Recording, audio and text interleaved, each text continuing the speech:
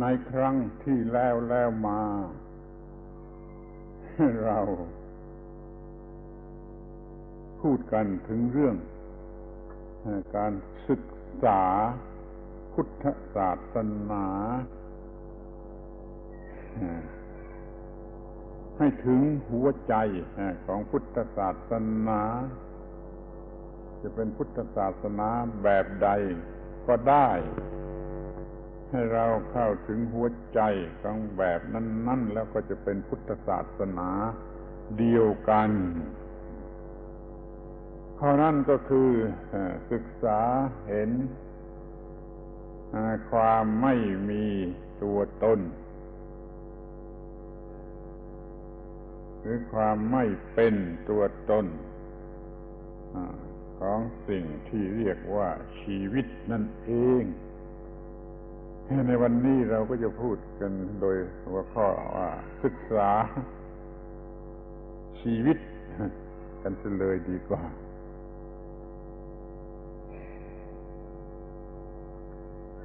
In the previous talks,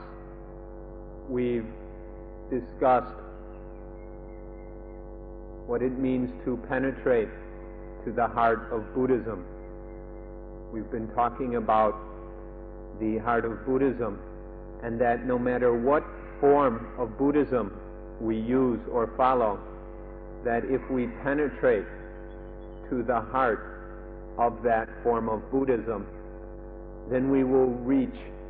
the exact same heart of Buddhism. No matter what form we use,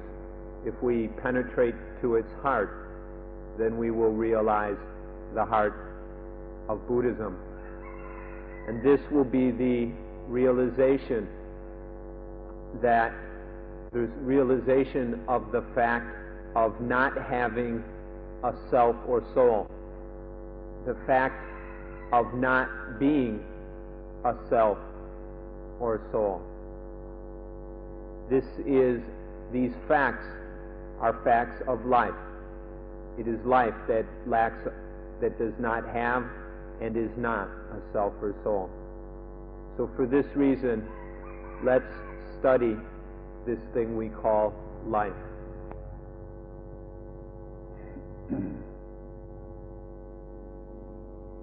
คำว่าชีวิตที่เราพูดกันมาแล้ว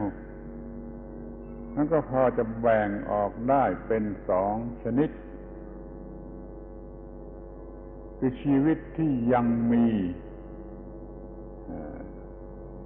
อีโกอิซึม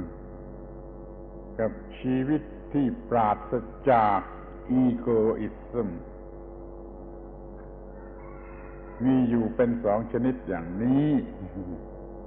ถ้าตามธรรมดาเราก็มีชีวิตชนิดที่มีอีโกอิซึมอยู่เป็นประจำมาศึกษาให้พบชีวิตชนิดที่ปราศจากอีโกอิซึม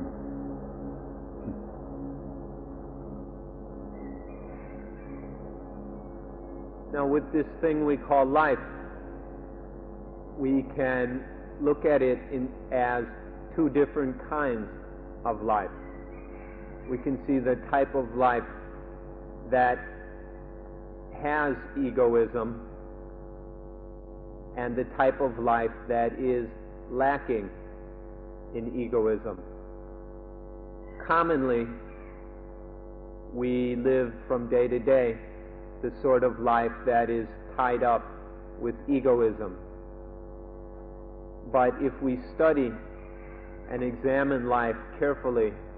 we are able to discover the type of life that is absent or that is lacking and free of egoism. เมื่อพูดถึง การศึกษาชีวิต ต้องเข้าใจว่าเราจะศึกษาที่ตัวชีวิตศึกษาลงไปที่ตัวชีวิตนั่นเองไม่อาจจะศึกษาจากหนังสือจากโรงเรียนจากมหาวิทยาลัยหรือจากอะไรท ที่เราจะศึกษาได้จากหนังสือจากมหาวิทยาลัยนั่นเป็นเพียงวิธีที่เราจะเอาไปศึกษาชีวิตโดยตรงที่ตัวชีวิตเดี๋ยวนี้เราไม่รู้ว่าจะศึกษาชีวิตอย่างไรเราก็ต้องศึกษาวิธีที่จะเอาไปศึกษาชีวิตแล้วก็ต้องศึกษาลงไปที่ตัวชีวิตโดยตรงดังนั้นเราต้องรู้จักไอ้ตัวสิ่งที่เรียกว่าชีวิตพอสมควรก่อน Now when we endeavor to study life, it's very important that we study life within life itself. It's not really possible to study life from books, in schools, or at university. When we study using books or schools or universities, the most we can accomplish is to study a method or some methodologies for studying life itself. So this is what we can get from books and universities. So we can study in this way and learn about some techniques that are useful in studying life. But then we have to take those techniques and use them in order to study life itself.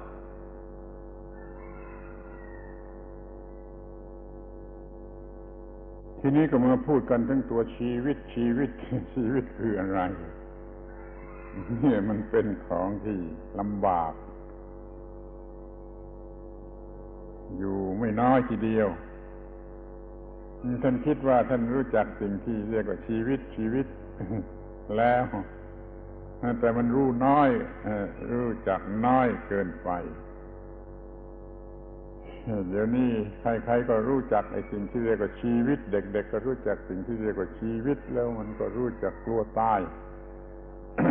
นี่ชีวิตเพียงเท่านี้มันยังไม่ชัดเจนพอที่จะศึกษาจนกระทั่งว่าควบคุมได้ไม่ให้มีความทุกข์เราจะต้องศึกษาไอ้ตัวชีวิตที่ลึกไปกว่านั้นซึ่งจะได้พูดกันต่อไป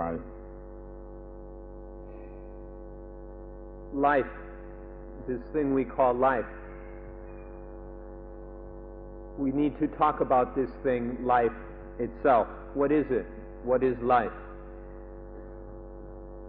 Many of you think you already know what life is.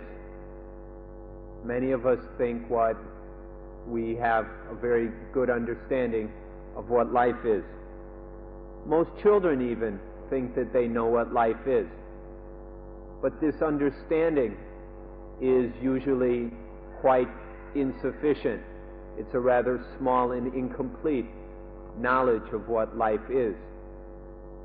For example, in children, they know what life is enough to be afraid of dying. That's as far as they understand life. They know it enough to be afraid of dying. But they don't have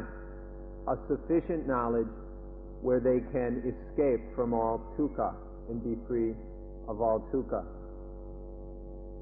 So for this reason, children as well as ourselves must study this thing called life on a much deeper and profound level than is commonly done. The typical understanding of life is not enough. It does not free us from dukkha. So we must study this matter much more profoundly. And now we will discuss how to do that. ถ้าจะพูดโดยสรุปและที่เป็นอยู่จริงโดยพื้นฐานก็คือ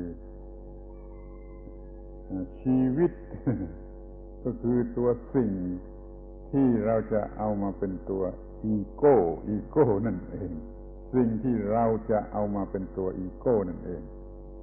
คำว่าเราในที่นี้ไม่ใช่ตัวตนหรืออัตตาหรือโซมาคือจิต ดังนั้นคือชีวิตก็คือสิ่งที่จิตจะคิดว่าเป็นอีโก้นั่นเอง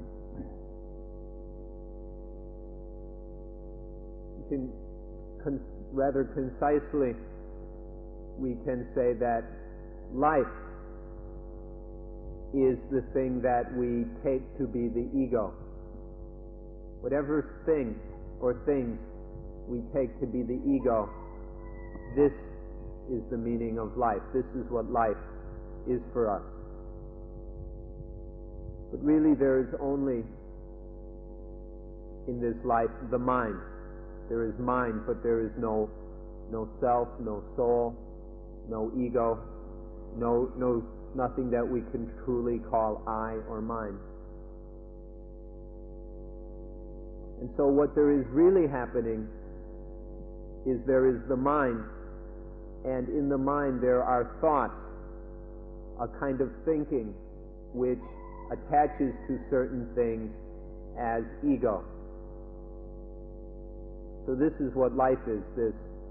attaching to things, this taking things to be the ego. มันเป็นการยากลำบากตามที่ธรรมชาติมันจัดให้มาสิ่งใดมีชีวิตสิ่งนั้นก็จะมีอินสติ้ง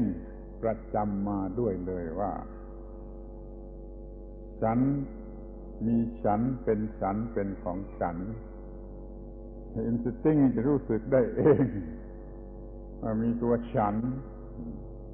แล้วเมื่อมีตัวฉันมันก็ง่ายนิดเดียวที่จะมีอะไรมาเป็นของฉันเราจะยกตัวอย่างเรื่องเด็กเตะเก้าอี้อีกนะเด็กไม่มีใครสอนมันก็รู้จักคิดเป็นตัวฉันแล้วก็โกรธเก้าอี้แล้วก็เตะเก้าอี้มันก็มีตัวฉันมีอีโก้ขึ้นมาโดยอินสติ้งแล้วเมื่อมีตัวฉันมันก็มีตัวของฉันถ้ามีชีวิตก็มีชีวิตของฉันถ้ามีศัตรูก็มีศัตรูของฉันในของฉันมันจึงเกิดได้รอบด้านของสิ่งที่เรียกว่าชีวิตชีวิตที่มีตัวฉันมีของฉันอย่างนี้มันเป็นที่ตั้งแห่งความทุกข์เราอาจจะมีชีวิตโดยไม่ต้องมีความรู้สึกเป็นตัวฉันของฉันคือมีชีวิตที่มีแต่ชีวิตกับสติปัญญารู้ว่าอะไรเป็นอะไรเป็นเช่นนั่นเองไม่ใช่ตัวฉันแล้วก็จัดการกับชีวิตนั่นโดยไม่ต้องมีความหมายว่าตัวฉันหรือของฉันแล้วก็ได้ชีวิตใหม่ที่ไม่มีความทุกข์เลยคือปราศจากอีโกอิซึม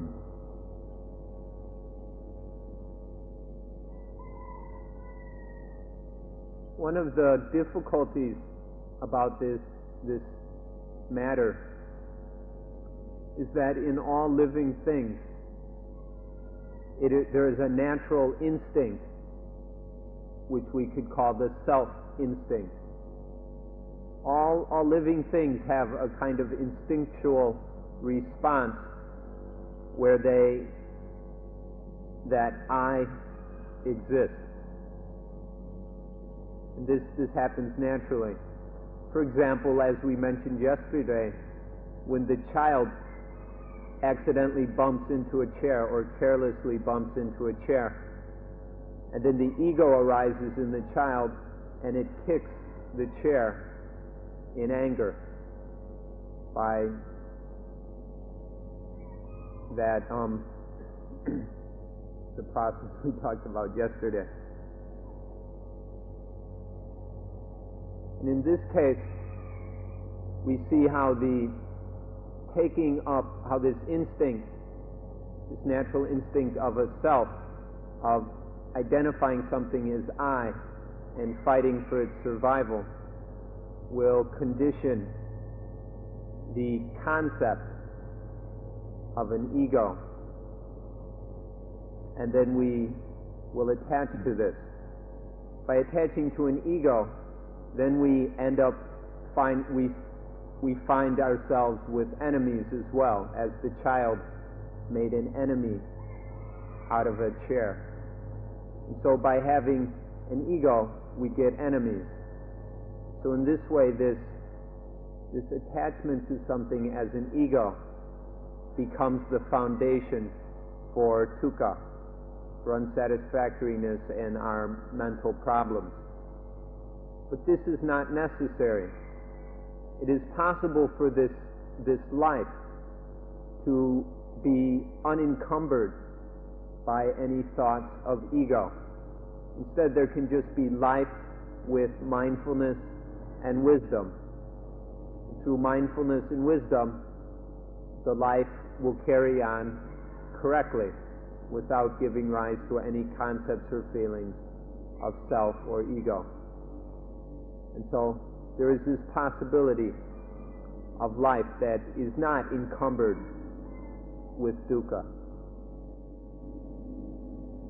เราไม่อาจจะเพิกถอน instinct เราไม่อาจจะเลิกล้างเพิกถอน instinct แต่ว่าเราอาจจะพัฒนาให้มันกลายเป็นสิ่งที่มีความรู้ถูกต้องขึ้นมาคือเราบรรจุหรือเพิ่มเติมโพธิคือปัญญา intuitive wisdom เพิ่มลงไปใน instinct หรือผสมเข้าไปใน instinct มันก็เปลี่ยนมาเป็นอะไรก็แล้วแต่จะเรียกคือมันเป็นปัญญาที่พัฒนาแล้วที่ถูกต้องแล้วมันก็มีความรู้สึกไปอีกอย่างหนึ่งซึ่งจะไม่เป็นปัญหาจะไม่สร้างความทุกข์อีกต่อไปนี่ขอให้สนใจในการพัฒนา instinct ซึ่งเราเรียกกันในภาษาไทยว่าสัญชาตญาณคือความรู้ที่เกิดเองตามธรรมชาติให้มากลายเป็นภาวิตญาณคือความรู้ที่พัฒนาแล้วรู้จักทุกสิ่งทุกอย่างถูกต้องตามที่เป็นจริงแล้วสามารถจะคิดจะนึกจะพูดจะทำอะไรต่างๆให้มันถูกต้องกว่าที่จะปล่อยไปตามอินสติ้งนั่นเองนี่เราไม่อาจจะเพิกถอนอินสติ้งแต่ว่าเราสามารถจะพัฒนาอินสติ้งแล้วก็ศึกษาส่วนนี้แหละ It's probably not possible to remove this self-instinct or instinct of ego. As we mentioned, in all living things, there naturally arises this knowledge or instinct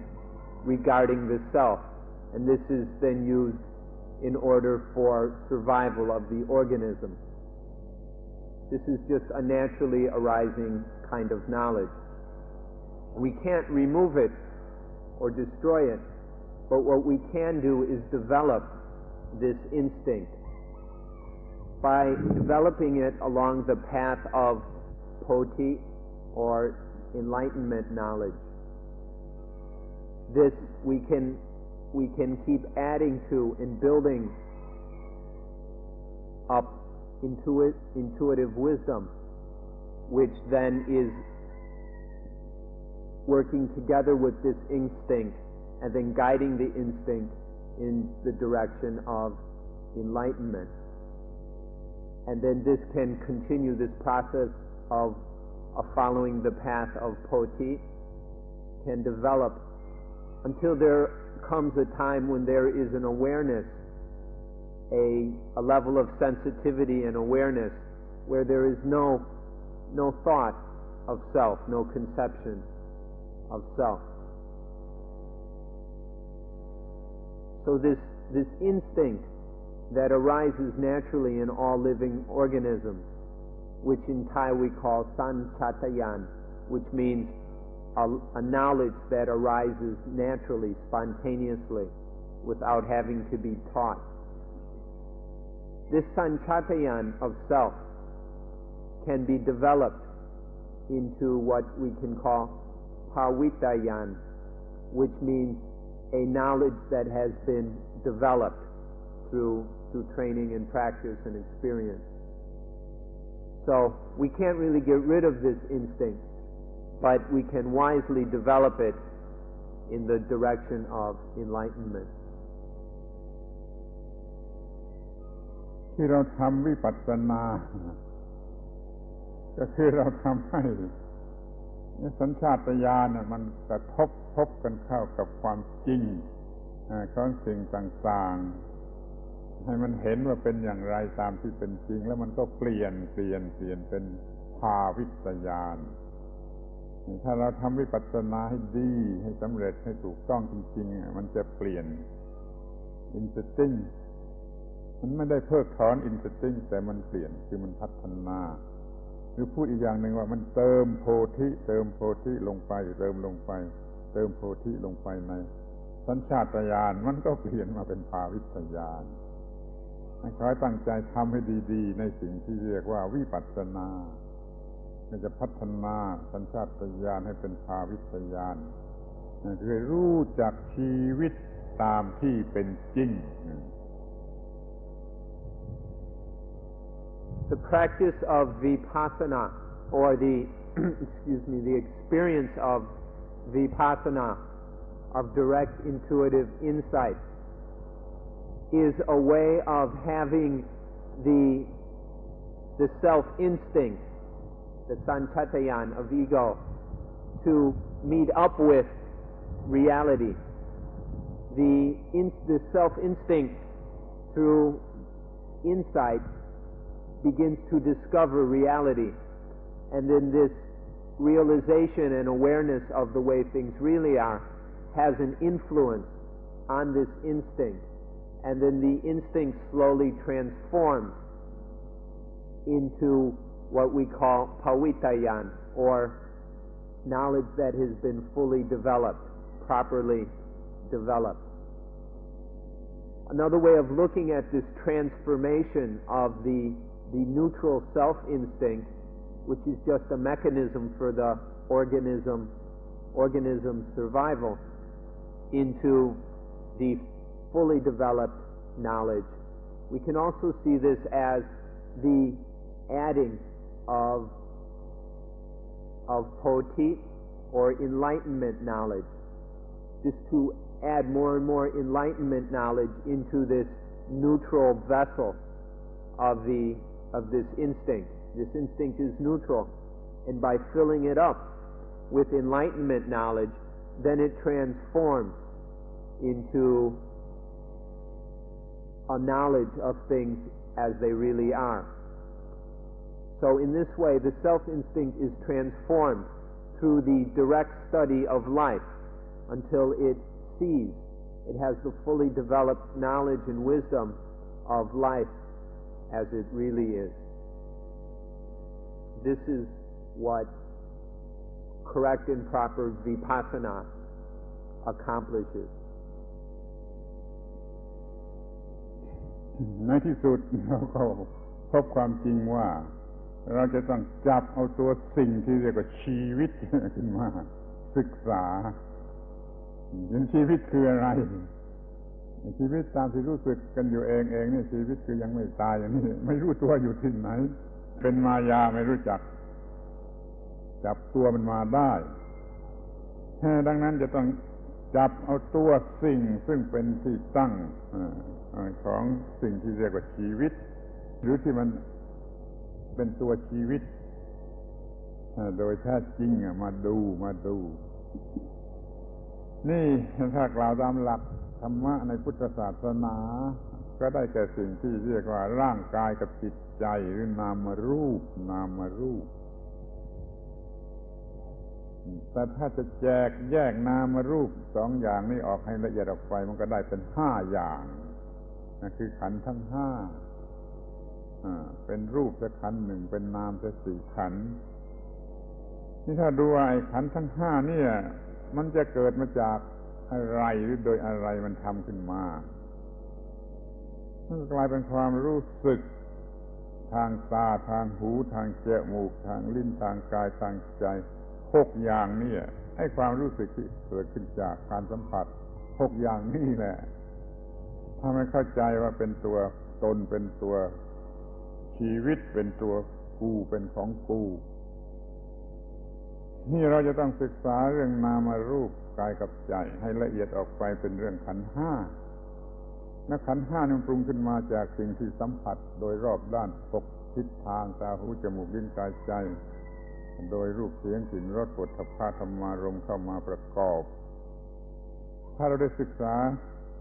สิ่งเหล่านี้แล้วเราก็จะรู้สึกพื้นฐานหรือรากฐานแห่งสิ่งที่เรียกว่าชีวิตแล้วเราจะศึกษามันให้ถูกต้องจนไม่โง่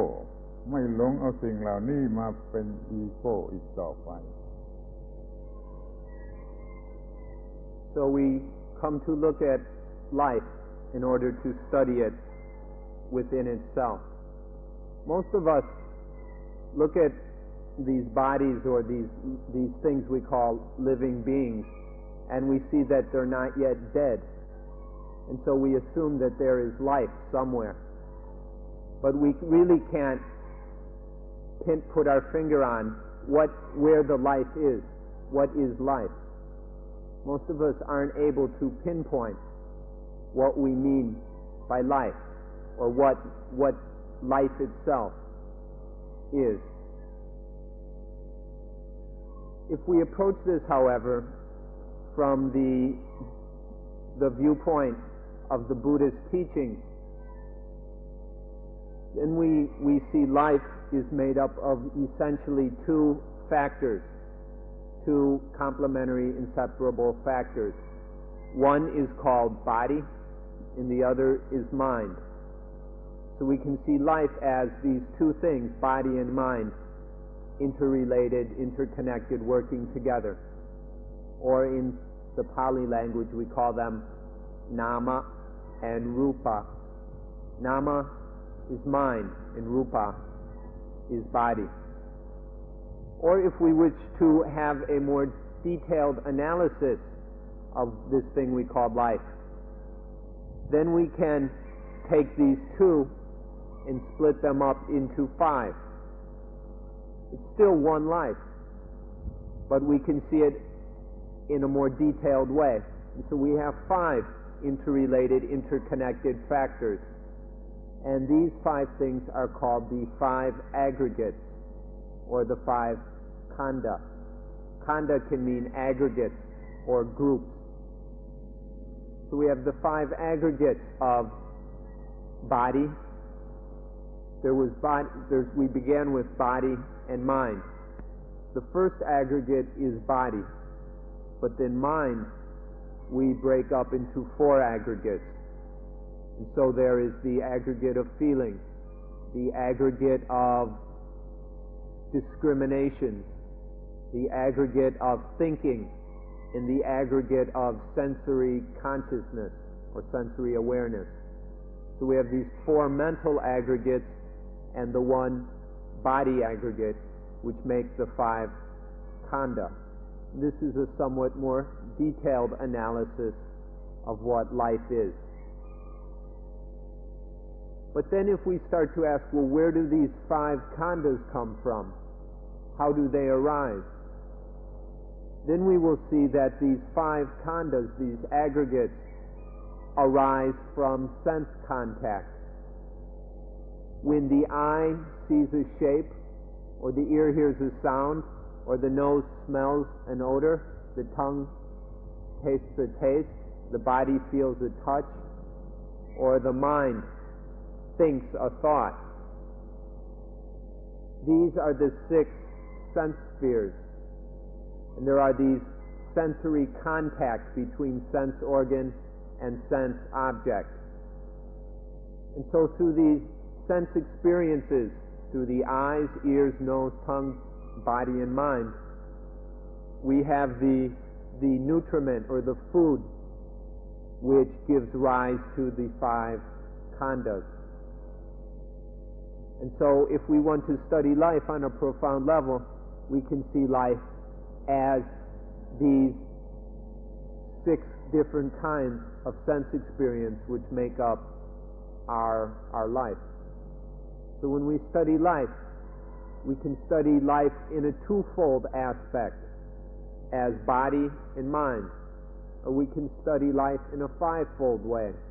as the 5 aggregates, or we can see the 6 avenues of sense experience, of sensory contact, which are the basis for the arising of these 5 aggregates. This is how we can begin to examine these things in order to see what life really is. ใจความสำคัญก็คือจะศึกษาให้รู้ว่าไอ้สิ่งเหล่านั้นที่เราเข้าใจว่าเป็นชีวิตเนี่ยล้วนแต่เป็นเพียงสักว่าธาตุซึ่งมีความหมายที่เข้าใจได้ยากในทางธรรมะเราก็ถือว่าเป็นสิ่งสุดท้ายที่เราแบ่งแยกออกเพื่อให้ดูให้เห็นว่าเป็นสิ่งสุดท้ายแล้วก็เห็นว่าเป็นไปตามธรรมชาติของธรรมชาติโดยธรรมชาติไม่มีความหมายแห่งตัวเราของเรานี่จะเห็นว่ามันเป็นธาตุตามธรรมชาติร่างกายรูปก็ประกอบขึ้นโดยธาตุตามธรรมชาติจิตก็เป็นธาตุชนิดหนึ่งเรียกว่าวิญญาณธาตุเป็นธาตุตามธรรมชาติธาตุตามธรรมชาติถึงกันข้าวสามารถที่จะทำการคิดการนึกการรู้สึกต่างๆได้ความรู้สึกคิดนึกเหล่านั้นก็ยังคงเรียกว่าธาตุตามธรรมชาติแต่เราก็เอามาเป็นตัวเราเอามาเป็นของเราเป็นอีโกอิซึมขึ้นมาเป็นตัวเราที่นั่นเป็นของเราที่นั่นศึกษาให้รู้ว่าแม้แต่นามรูปก็เป็นเพียงธาตุตามธรรมชาติขันธ์5ทั้ง5ก็เหมือนกันแยกดูทีละขันธ์ก็เป็นธาตุตามธรรมชาติ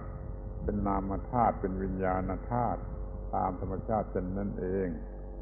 ไม่มีส่วนที่จะเป็นตัวเราหรือของเราส่วนเรื่องทางอายตนะ6ข้างในมีตาหูจมูกลิ้นกายใจข้างนอกมีรูปเสียงกลิ่นรสโผฏฐัพพะธรรมารมณ์ก็เป็นตามธรรมชาติเป็นของตามธรรมชาติแต่ในนั้นมันทำให้เกิดความคิดขึ้นมาว่าเป็นตัวเราเห็นรูปแล้วรู้สึกฟังเสียงแล้วรู้สึกดมกลิ่นแล้วรู้สึกไอ้ความรู้สึกมันเลยไปถึงเป็นตัวเรารู้สึกและรู้สึกเป็นของเราเนี่ยศึกษาไอ้สิ่งที่เราเห็นที่เรารู้สึกเอาเข้าใจเอาว่าเป็นชีวิตเนี่ยก็ต้องเป็นอีโก้ว่ามันเป็นเพียงธาตุตามธรรมชาติของธรรมชาติตามธรรมชาติเพื่อธรรมชาติโดยธรรมชาติไม่มีความหมายแห่งตัวเราหรือของเรานี่ก็คือการศึกษาเห็นว่าชีวิตนั้นไม่ใช่ตัวเราไม่ใช่ของเรา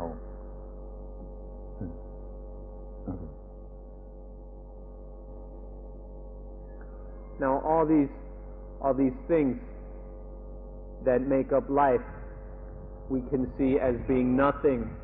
but natural elements. In the Pali language we have the word dhatu. Dhatu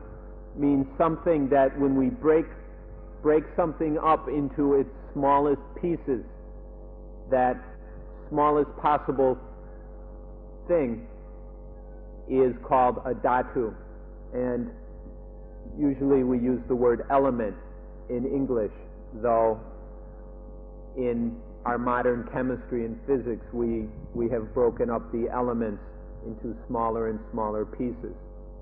But when we say the element, we mean something which cannot really be broken up any further. And so we can see that life is made up of nothing but elements. Instead of attaching to life as ego, as making this identification with it as I or mine, if we examine it carefully, we will realize that there are nothing but natural elements. There's the body,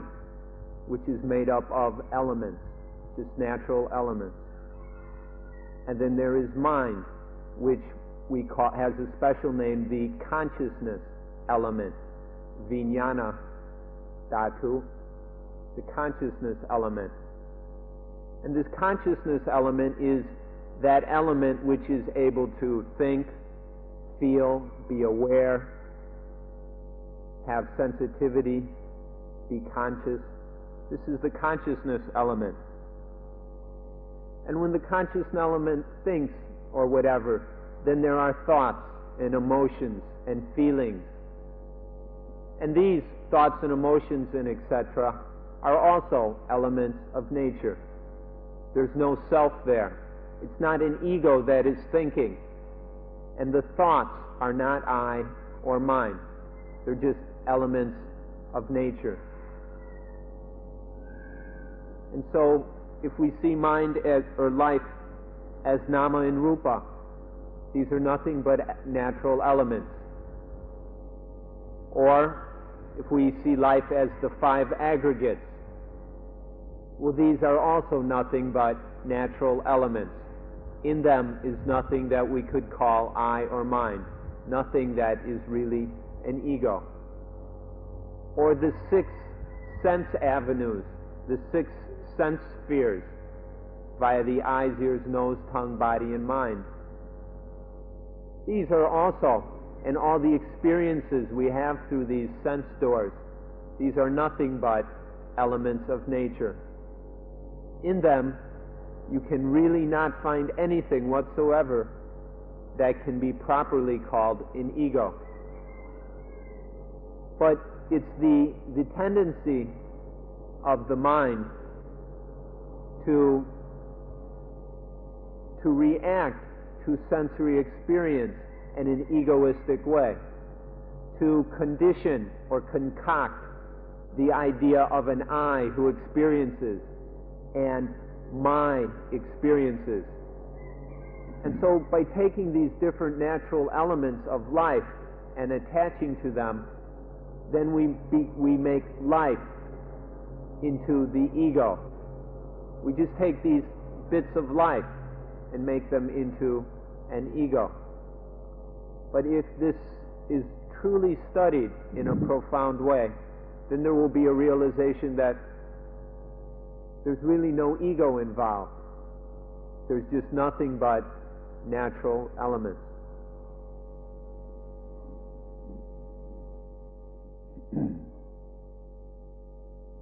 เมื่อเราเป็นเด็กถ้าเปิดฝานาฬิกา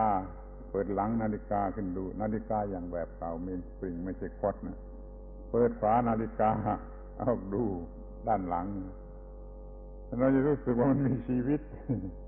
เด็กๆจะรู้สึกว่านาฬิกามีชีวิตต่อมาเมื่อเป็นผู้ใหญ่แล้วหรือเป็นช่างแก้นาฬิกาอย่างนี้เป็นต้นเปิดดูฝานาฬิกาหลังนาฬิกาหรือดูทางไหนก็ตามไม่อาจจะคิดว่านาฬิกามีชีวิตนี่มันเป็นเรื่องของความไม่รู้ปราศจากความรู้คืออวิชชาแปลว่า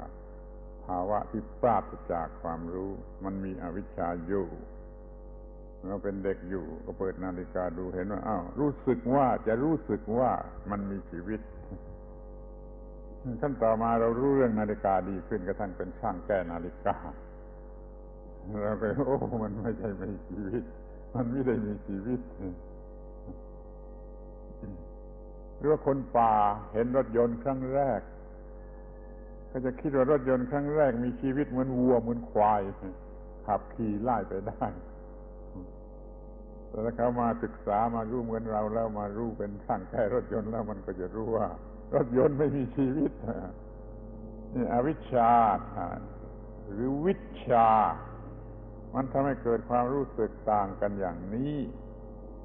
ถ้าเรามาศึกษาให้มีวิชาเนี่ยเพื่อกำจัดอวิชชาออกไป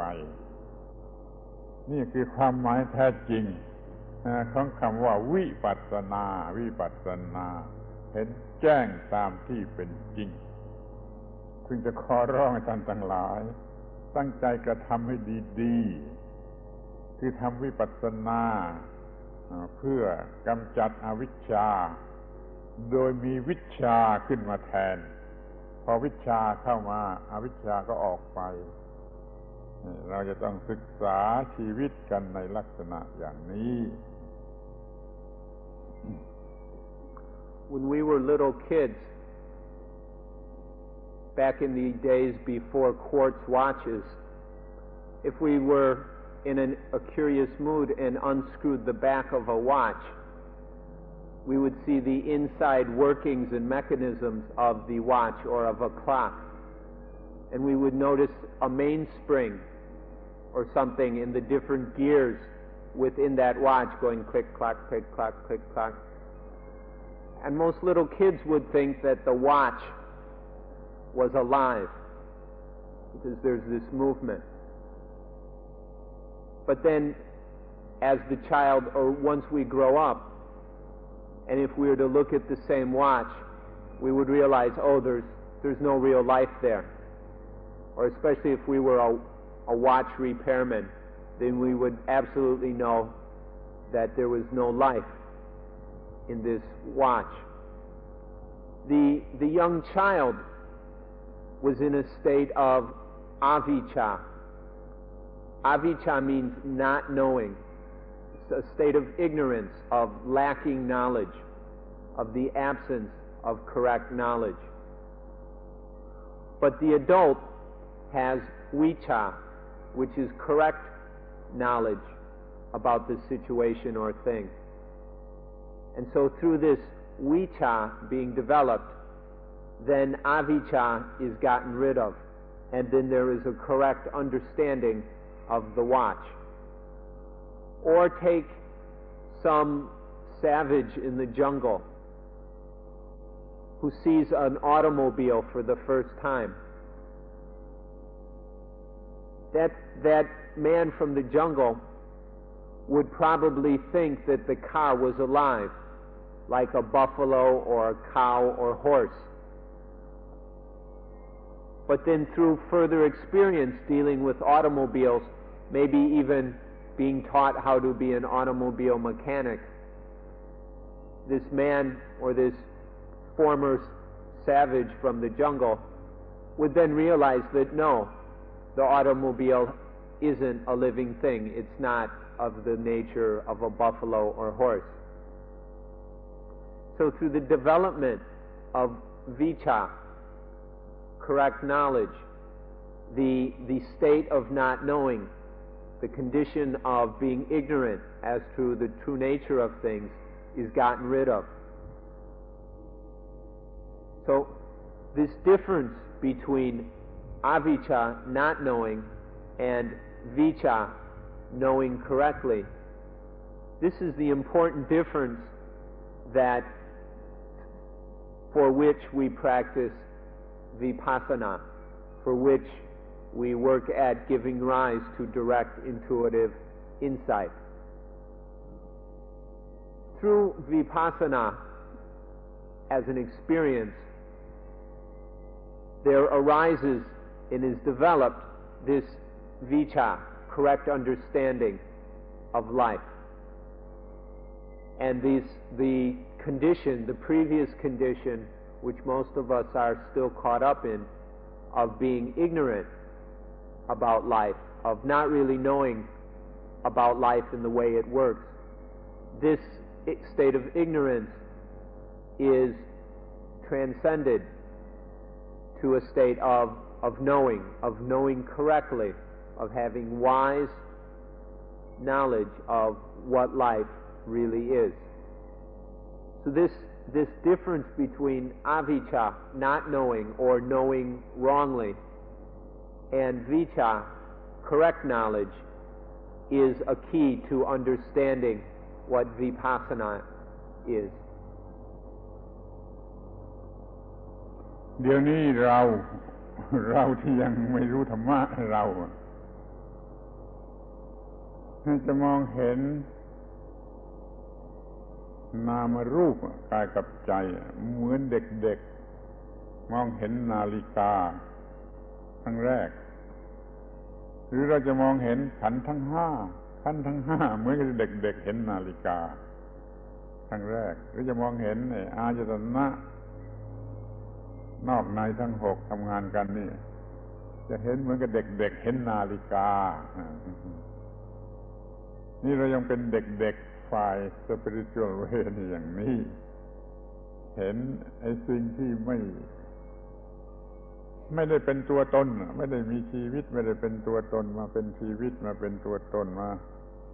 เป็นที่ตั้งแห่งความยึดมั่นถือมั่นด้วยอุปาทานก็เรียกว่าเรายังเป็นเด็กทางสปิริตชัวลเราจะต้องเติบโตให้เป็นผู้ใหญ่ในทางนี้ให้เห็นสิ่งทั้งหลายทั้งปวงตามที่เป็นจริงแล้วเราก็จะได้รับประโยชน์คำว่าเราอย่างนี้ทุกคราวที่พูดนะเขาว่าไม่ใช่โซลไม่ใช่เซลล์ไม่ใช่อัตตาเป็นเพียงจิตหรือเราจะเรียกว่าชีวิตก็ได้ชีวิตนี้จะได้รับประโยชน์จากชีวิตเองในทางที่ไม่มีความทุกข์เลยถ้าไม่มีความรู้นี้ชีวิตจะได้รับประโยชน์จากชีวิตเป็นความทุกข์เสมอไป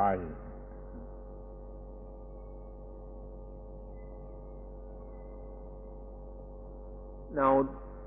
we, meaning those of us who do not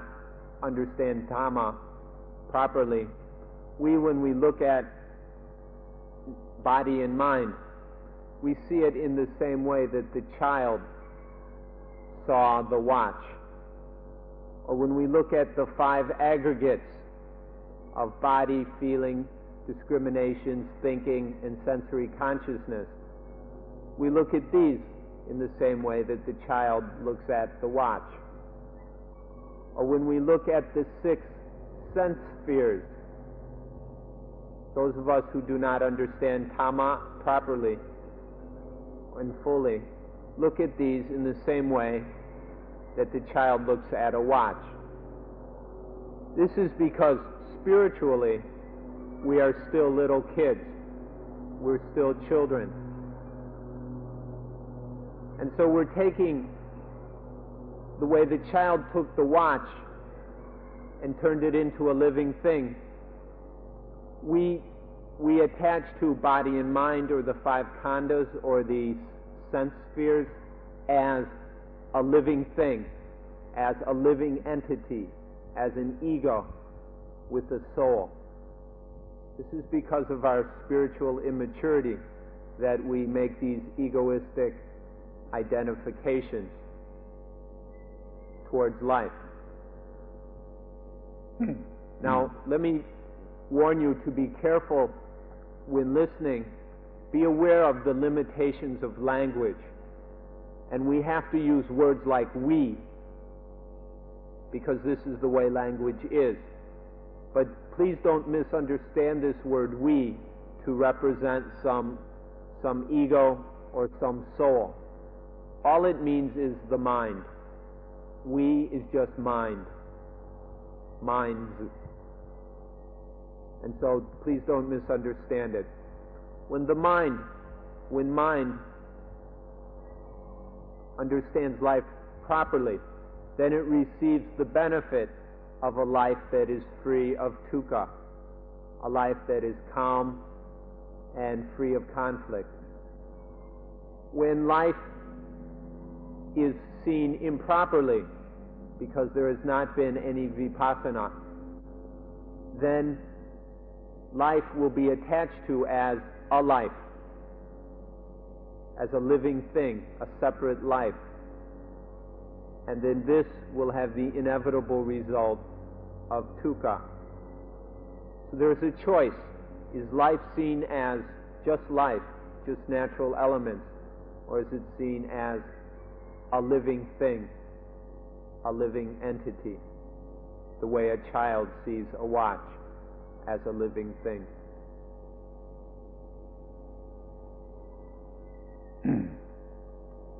ที่ ทีนี้ก็มาถึงเรื่องการศึกษาการศึกษาเพื่อจะแก้ปัญหาเหล่านี้ เมื่อเราเป็นเด็กเราไม่รู้หนังสือเราก็เรียนหนังสือจนเรารู้หนังสือเดี๋ยวนี้เราเป็นคนธรรมดาเป็นเลย์แมนเราไม่รู้ความจริงอันนี้ของธรรมะของธรรมชาติเราก็ต้องเรียนจนกระทั่งเรารู้มันเป็นการศึกษาฝ่ายสปิริตชัวลนี่ต้องมีการศึกษาแน่นอนที่เราจะต้องมีการศึกษาคือทำให้รู้สิ่งที่ยังไม่รู้ที่ควรจะรู้ที่รู้แล้วมีประโยชน์ที่สุดคือดับทุกข์ได้เราจะได้สนใจคำว่าการศึกษากันต่อไป Now let's look at the word education or study. When we're children, we still don't know how to read, so we must study books. We must study letters, the alphabet, in books until after an adequate amount of education we know how to read books. We are conversant with books. On the spiritual level it works the same way. At first we really don't know life. We don't understand it at all. And so we study. We keep studying and studying life until we develop an understanding of life, until we know the things we need to know about life, until we study the aspects of life which are essential. And then through repeated study, the adequate knowledge of these necessary things is developed. So we will consider the process of education a bit further. ทีนี้ก็มาถึงคำว่าศึกษาในภาษาไทยซึ่งเป็นถอดรูปมาจากสันสกฤตในบาลีในฝ่ายบาลีนี่เรามีคำว่าศิกขาเมื่อสันสกฤตเป็นศิกษาไทยก็เป็นศึกษา เราไม่ค่อยจะรู้ไอ้ความแตกต่างระหว่างการศึกษาไอ้ทางธรรมดารู้วิชารู้หนังสือนี่ก็ศึกษา แต่ถ้าจะรู้ความจริงของธรรมชาติของอีโกอิซึมของที่จะดับทุกข์ได้นี่มันเป็นการศึกษาอีกชนิดหนึ่งซึ่งยากที่จะใช้คำเดียวกันกับการศึกษาอย่างธรรมดาใช้คำว่า educate study อะไรทำนองนี้มันคนละอย่างแต่ก็ไม่รู้จะพูดว่าอย่างไรนอกจากคำว่า education เราก็ไม่รู้ว่ามีคำอะไรอีกที่จะใช้กันได้กับคำว่าศึกษาในฝ่ายธรรมะท่านขอให้ตั้งใจฟังว่าคำว่าศึกษาศิกขาเนี่ยมันประกอบขึ้นด้วยคำสองคำคือว่าสะกับอิกขะสะแปลว่าเองอิกขะแปลว่าเห็นนั่นคำว่าศิกขานี่มันก็แปลว่าดูเห็นที่ตัวเองดูด้วยตนเองแล้วก็เห็นตนเองเพื่อประโยชน์แก่ตนเองมันเองไปทั้งนั้นต้องดูตัวเองก็ดูด้วยตนเองแล้วก็เห็นตนเองแล้วก็เพื่อประโยชน์แก่ตนเองคำเหล่านี้รวมกันทั้งหมดแล้วก็เรียกว่าศึกษาเข้าใจว่าคงจะห่างไกลกับคำว่า education หรือ study ถ้ามันห่างกันเราก็ทำเป็นขึ้นมาใหม่สิ มันเป็นเรื่องของ spiritual education spiritual study อันนี้จะพอไปกันได้สำหรับคำว่าศิกขาหรือศึกษา This word education or study is an English translation of the Thai word siksa. Siksa is derived from the Sanskrit word sicha or the Pali word sikha. Now siksa has meanings which most people are familiar with in an ordinary way. When we talk about education, most people are talking about books and schools and these kind of things. And so we wonder if this common understanding of education is really appropriate when we come to talking about spiritual matters. We're afraid that if we use the same word, people will misunderstand what needs to be done in the spiritual arena. The difference between the common understanding of education or study and the study that must happen spiritually has some differences. Maybe if we look at the word sikha, the Pali word a bit, this will help. Sikha is made up of two parts. The first is sa and the second is ika. Sa means oneself and ika means to see, to look and see. So sa ika or sikha means to look and see within oneself, to look and see by oneself, to look and see for oneself. This is sikha. Now if you understand sikha or education and study in this way, you may see it as somewhat different than the common kind of education that goes on in our schools, where some authority passes on information and we accept it. That is not sikha, looking and seeing by oneself, looking and seeing in oneself. But for spiritual education, it is absolutely necessary that there is this looking and seeing within oneself, by oneself. This information or this education cannot be done to you by any outside authority. It must happen internally. And so to differentiate, maybe we will use the terms education for the common type of study, and then spiritual education or spiritual study for this true sikha or siksa of looking and seeing within oneself, by oneself.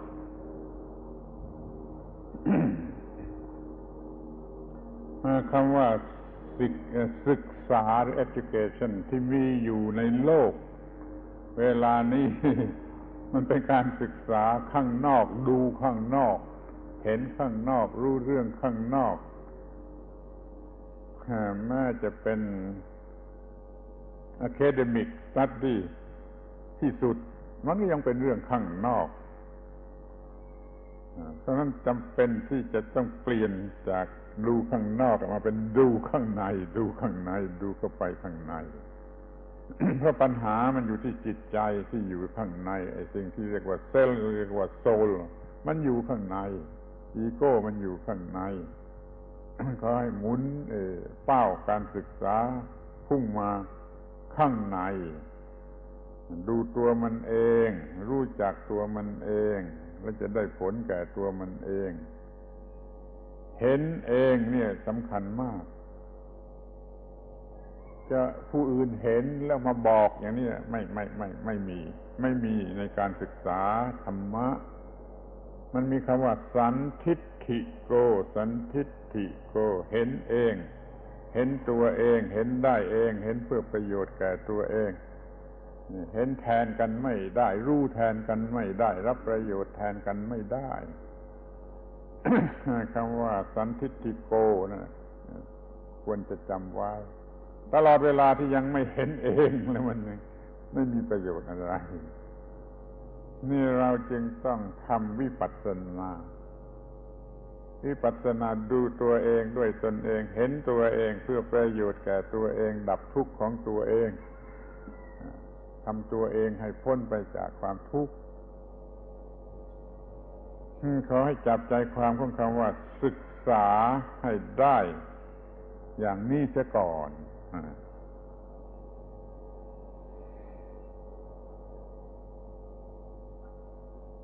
Now, when we approach this word siksa, or education, the kind of education that is common or dominant in the world these days is an education which deals only with externals. The focus is completely on things outside of oneself. We're always looking around and outside. This is the emphasis and direction of modern education. But the education we're talking about is an education of looking within. Life is within. The ego arises within. All the thoughts and thinking and dukkha, all this happens within. So we need to adjust and redirect our orientation away from external things and focus and direct our study within. We need to correct this misdirection and start looking within. Within this point of seeing within oneself, looking within oneself, of seeing for oneself, by oneself, this is absolutely crucial. Without this, there is no spiritual practice at all. The Buddha used a word santitiko, which means to see by oneself, to see for oneself, and to experience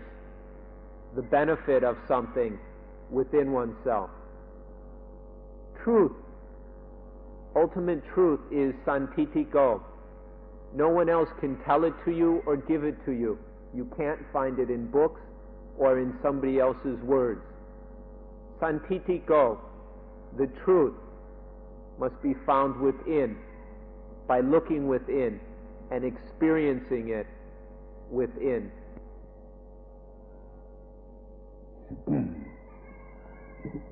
เดี๋ยวนี้ท่านกำลังมีอะไร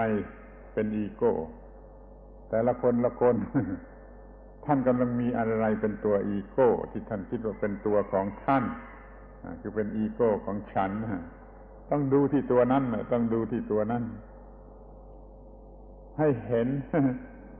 ความจริงของสิ่งนั้นเราศึกษาชีวิตก็ต้องดูที่ตัวชีวิตถ้าไปอ่านหนังสือเป็นบันทึกต่างๆบันทึกไว้แต่เรื่องทางวัตถุเป็นเรื่องภายนอกเพราะเรื่องที่เป็นภายในมันยากที่จะบันทึกโดยตรงมันได้แต่บันทึกวิธีที่ว่าท่านไปทำอย่างนั้นแล้วท่านจะเห็นมันบันทึกการเห็นหรือผลของการเห็นหรือความรู้สึกโดยตรงไม่ได้แต่บันทึกว่าวิธีอย่างนี้ไปทำข้าวแล้วท่านจะเห็น เดี๋ยวนี้เราก็มาบอกกันถึงวิธีที่จะดูที่อีโก้ เรากำลังมีอะไรเป็นอีโก้เป็นอีโกอิซึมเราดูที่สิ่งนั้นขอให้ถือหลักสั้นๆว่าศึกษาชีวิตต้องดูที่ตัวชีวิต ศึกษาอีโกอิซึมก็ต้องดูที่ตัวอีโก้เราก็มาศึกษาด้วยการดูให้เห็นเพราะไม่สามารถศึกษาโดยการอ่านหนังสือหรือการบอกเล่าหรืออะไรทำนองนั้นซึ่งมันเป็นเรื่องข้างนอกเดี๋ยวนี้มันเป็นเรื่องข้างใน จึงศึกษาด้วยการมองดูข้างในแล้วเห็นตัวสิ่งที่มันเป็นปัญหาสิ่งที่มันเป็นปัญหานะคือสิ่งที่มันทำให้เกิดความทุกข์เกิดความลำบากทนไม่ได้ต้องแก้ไขต้องดิ้นรนเหล่านี้เราเรียกว่าตัวปัญหา เราต้องศึกษาที่ตัวปัญหานั่นเองจึงจะเรียกว่าเป็นการศึกษาอย่างถูกต้อง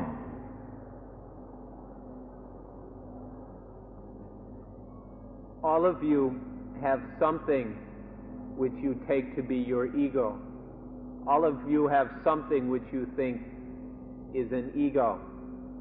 And so in this study, we need to study that ego. Look at it, watch it, observe it until you see it. Look at the ego until you see the truth of the ego. This is what we mean by spiritual study. There are many books available about things in the world. And when books written about physical things are quite simple. It's quite an easy matter to write down in a book facts and details about physical things, about external things. But when it comes to these mental things, questions of the ego, this is something which can't be written down in a book. The experience of the truth of these things cannot be written down. It cannot be expressed in words. All we can do with words in books is record the techniques and methods for seeing, for studying, for looking at the ego. Books and things like that are great for external things. But our problem is internal.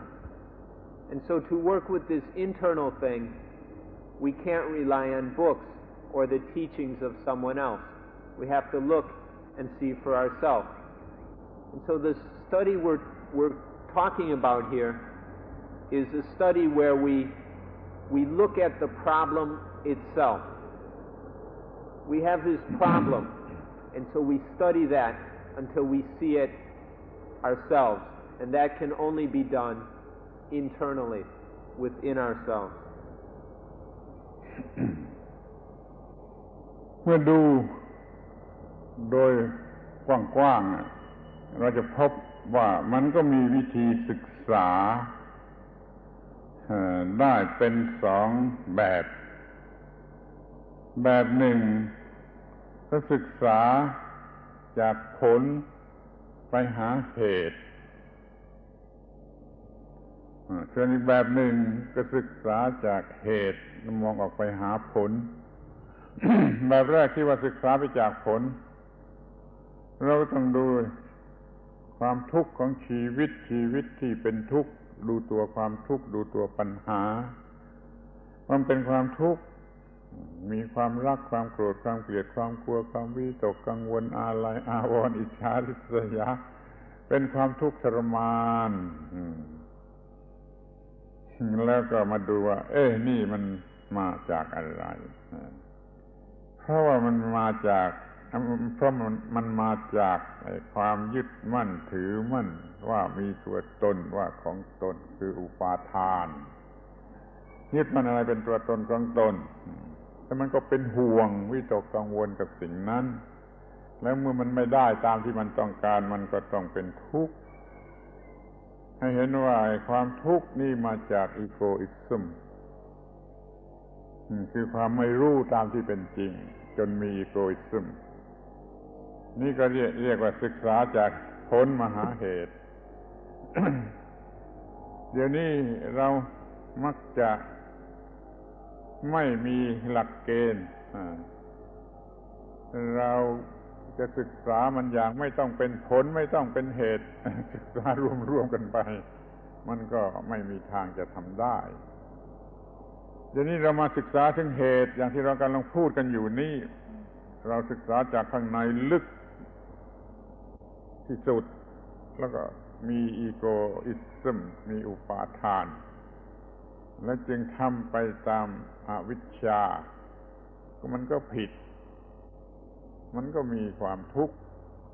อย่างนี้เรียกว่าศึกษาที่เหตุออกมาหาทุกข์ออกมาหาผลคือทุกข์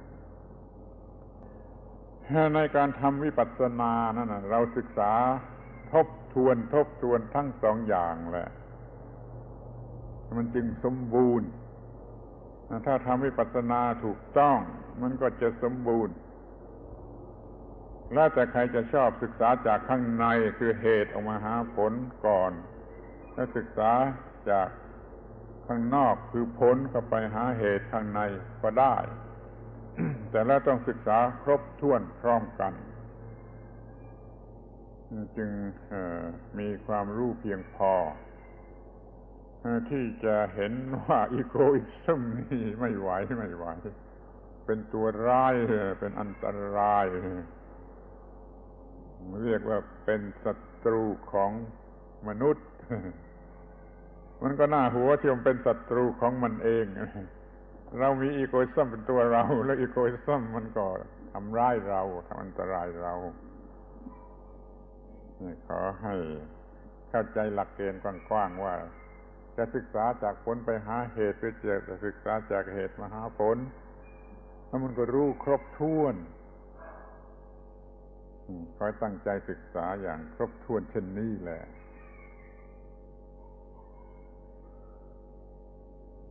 When it comes to study, we can talk about two types of study. One is study that begins with the effect or result and works back to the cause.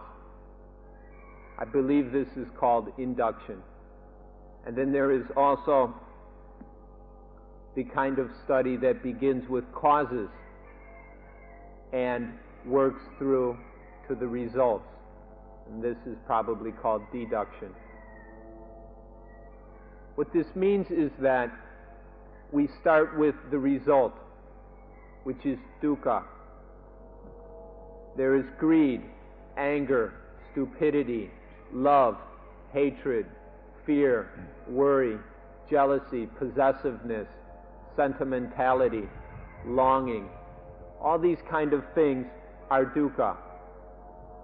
And so we study what causes all this dukkha, what is the root, the source of dukkha. And so we look within and we find the ego. We find attachment to things as I or mine. This clinging and clutching to things as I, as me, as myself, as the ego. This is the cause of all this dukkha, or egoism. This tendency of egoism is the cause of the dukkha. So we can begin with the external result and work back in towards the cause. Or we can, and then we can take work from the cause, the egoism, this foolish attachment to things as I and mine, and follow through to the result, which is dukkha, which is the agitation and disturbance of the mind, this confusing, this burning, this disturbance of the mind, of life. So we can study it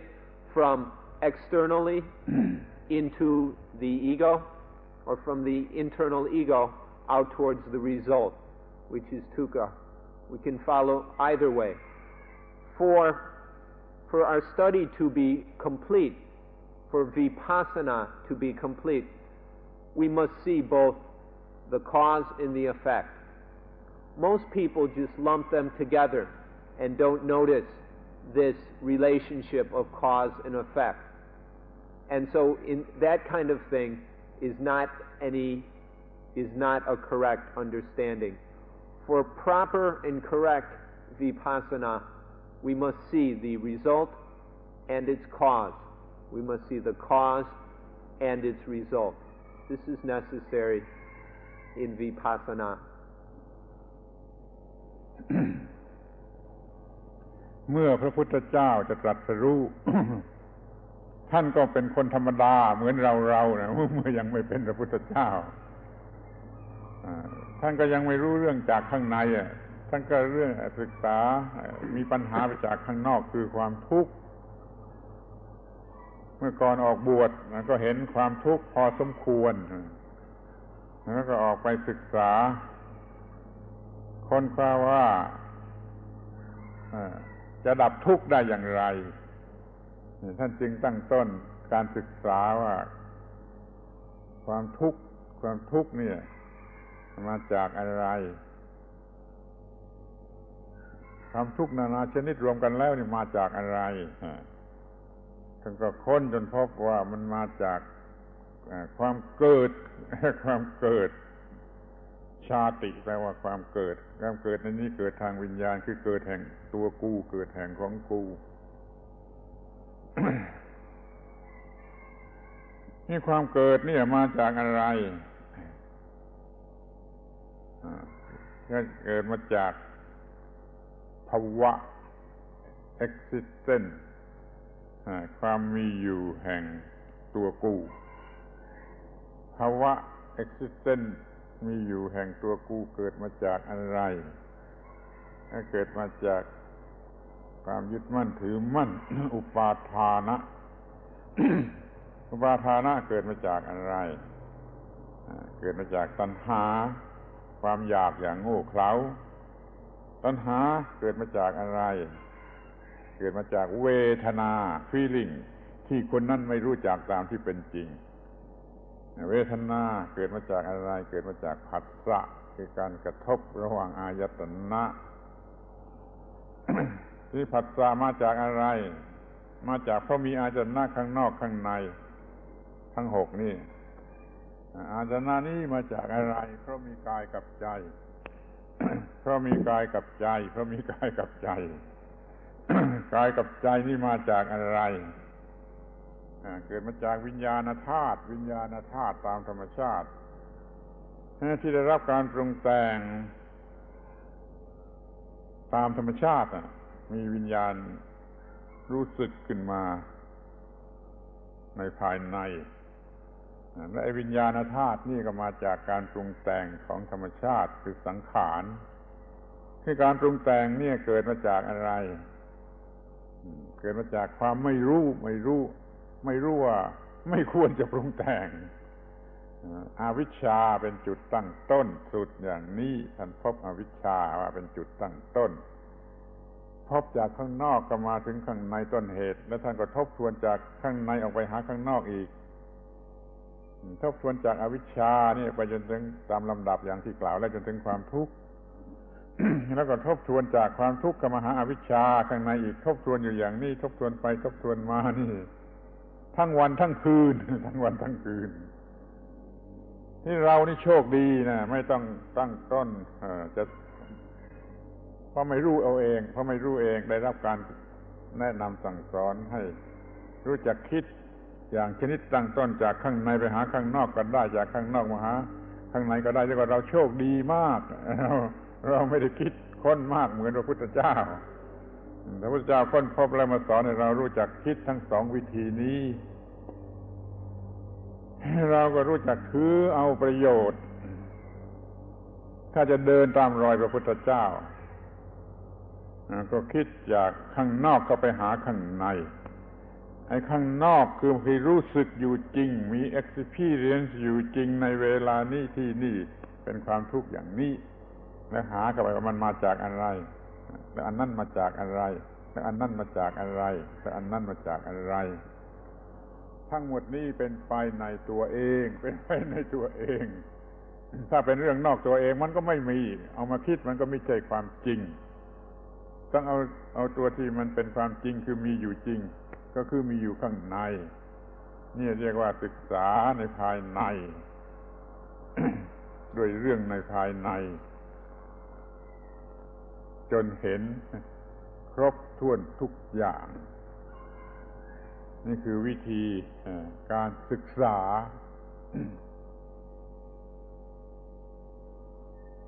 Before he was the Buddha was just an ordinary sentient being like the rest of us. So he was just like us, and he hadn't really learned how to study within. Before the enlightenment experience, the Buddha had not really learned how to do this internal spiritual study. He had had an experience as a prince at the age of 29, where he saw dukkha, or dukkha. He had an experience of this and saw that there was dukkha. But this was an experience of what is external. And so he began to search for the cause of dukkha. To do so, he left home, he left his family, and started searching for the cause of dukkha. 6 years later, he sat down under a tree and started to really work within. There was dukkha. And then so he asked, where does dukkha come from? And he saw that dukkha comes from chati, birth. Dukkha comes from birth. But don't be careful with this word birth. We're not talking about physical birth of a body, the birth from out of a mother's womb.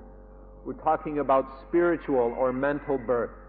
the arising of the ego, the birth of the ego in the ignorant mind. So the Buddha saw that dukkha comes from this birth of the ego. Well, where does that birth come from? And the Buddha saw that the birth comes from bhava, bhava, which we can translate as existence. Existence of the ego. Because the ego exists, it is born. Well, then where does existence come from? And then the Buddha discovered that existence comes from upadana, attachment, clinging and grasping to things as I and mine. And where does this attachment come from? The Buddha saw that it comes from tanha, craving, or ignorant desire.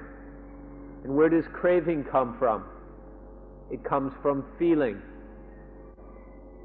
The pleasant, unpleasant, and neither pleasant nor pleasant feelings. And where do these come from? They come from phassa, sense contact, through the eyes, ears, nose, tongue, body, and mind. And where does phassa come from? Phassa comes from the sense spheres, having these 6 sense spheres, the visual, oral, olfactory, gustatory, tactile, and mental sense spheres. And where do these sense spheres arise from? They come from mind and body. Because there is mind and body, there arises the sense spheres. And where does mind and body come from? Mind and body comes from consciousness, the basic awareness of life. This basic consciousness is what causes mind and body. And where does consciousness come from? The Buddha saw that consciousness is concocted. It is a process of conditioning, of concocting, of the putting together of different things and getting consciousness. This is called sankhara, which is often translated compounding, but I prefer the word concocting. And where does this concocting come from? It comes from avijja. It comes from ignorance. Because there is ignorance, there is this process of the mind concocting things, mixing things together, and coming up with this big long chain. So the Buddha studied from the dukkha, and he followed it inward to the starting point, with it, which is not knowing things as they really are. The Buddha started from outside and came all the way inside, and then he reviewed it from inside back out. And then he, for days and nights, just kept studying this from dukkha to ignorance, from ignorance back to dukkha, back and forth, studying each of these linked linkages to fully understand this process of the arising of dukkha, both deductively or inductively and deductively. The Buddha took a long, long time to discover this. It took a lot of spiritual research and investigation. But we're most fortunate. I hope you're beginning to realize how fortunate you are, that you don't have to go through this on your own the way the Buddha did. The Buddha didn't have anyone to teach him how to do this kind of spiritual investigation, how to think this through, investigate it through completely. He had no teacher. He had to discover it and uncover it on his own. But because this knowledge has been passed down to us, we now are told of the technique. We now have some knowledge about how to go in, how to successively follow the causes of dukkha all the way into the original cause, which is ignorance. And so we're most fortunate that we have this method being maintained and passed on to us. And so we can use this method now that the Buddha discovered to follow all the way back into the original source, which is ignorance, and then follow it back out from the cause to the effect, which is dukkha. And we can study this, and so until we fully understand this process of concocting, of giving rise to dukkha, and then we will understand life.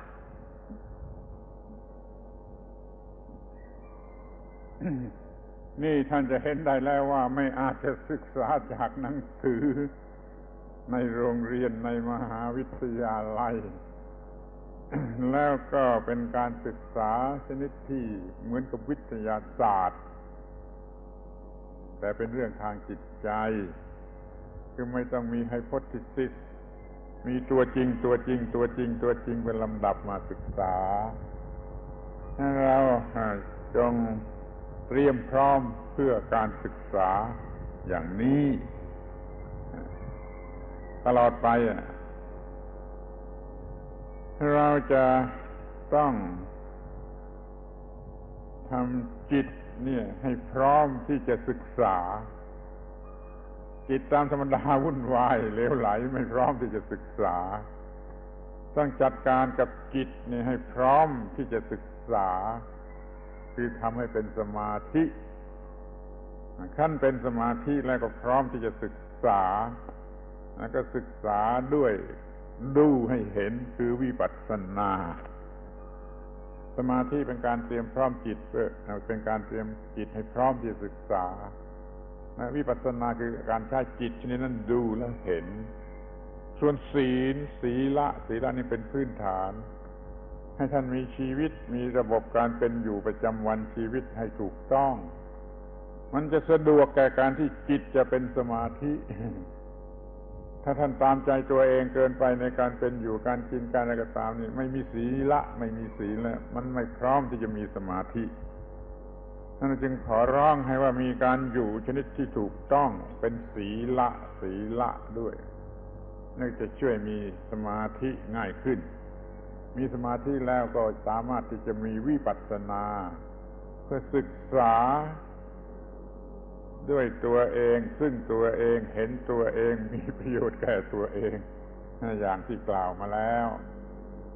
ขอให้เตรียมพร้อมเพื่อการศึกษาในลักษณะอย่างนี้แล้วก็ขอยุติการบรรยายในวันนี้เพียงเท่านี้ Obviously, this kind of study which we've been talking about cannot be learned from books. No book is going to teach you this kind of thing which the Buddha discovered. But nonetheless, we say that it is scientific. But it's not the usual kind of physical science that deals with hypotheses. This spiritual science doesn't have to use hypotheses or theories. We just use this technique which has been described to study realities. There are these succession of realities linked up in the way we mentioned. And so we can follow them back to the original cause of all dukkha, of unsatisfaction, pain, suffering, frustration, grief, and all these things. So this is a very scientific method, and it must be done internally. For this to happen, for this vipassana, this looking and seeing of vipassana which we have described, for that to happen, the mind must be made ready. And this preparing of the mind for vipassana is called samadhi, or concentration. The mind is cleared and calmed. It's made firm, stable, and alert. The mind is trained and prepared so that it becomes a very powerful tool that is able to look and see. When the mind is clouded or disturbed or egoistic or wandering or dull, there is no possibility for any vipassana. No clear seeing or direct insight will arise. So there must be the training and preparing of the mind, which we call samadhi. And this samadhi and vipassana both stand upon a foundation of sila. Sila is living our life in a balanced way where we aren't living selfishly, where we're not merely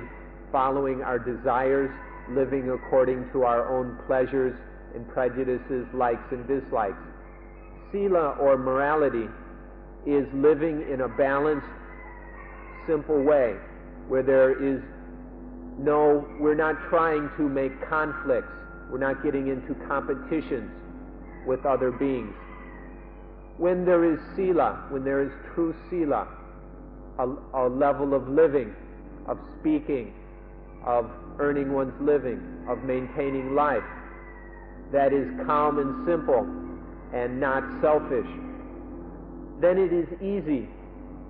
to develop samadhi. But if there is no sila, it is hopeless for any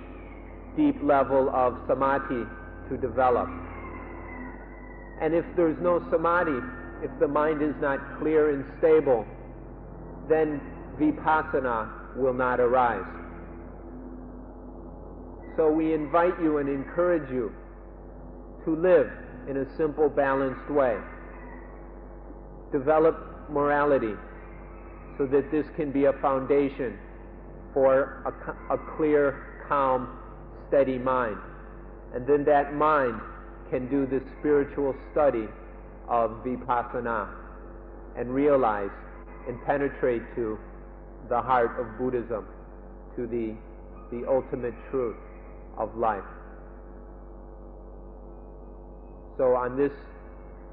point we will end today's talk. Before you go, I would like to make a short announcement. This afternoon there will be a special vipassana session involving the burning of a corpse or a funeral. Everyone is invited. Please carry on with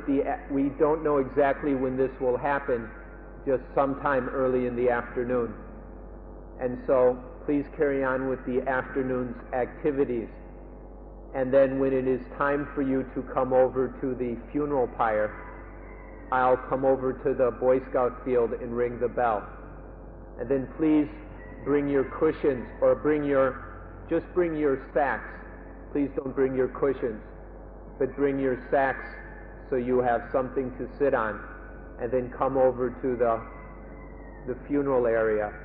And then there will be 2 short talks, very, very short, and then the burning of the corpse. This kind of ceremony is not being staged as anything other than an opportunity for vipassana. This is an opportunity to learn. It can be a very meaningful learning experience. So please, before coming over to the funeral pyre, practice mindfulness. keep your mind clear and steady by walking or sitting, whatever technique you will be using. And then as you walk over to the funeral area, please maintain mindfulness. Please don't allow your mind to wander or become distracted. And then if you attend this ceremony mindfully with a clear, steady mind, then it is an excellent opportunity for some genuine vipassana to arise, for some clear intuitive seeing into the nature of reality. So we'll see you this afternoon. Thank you.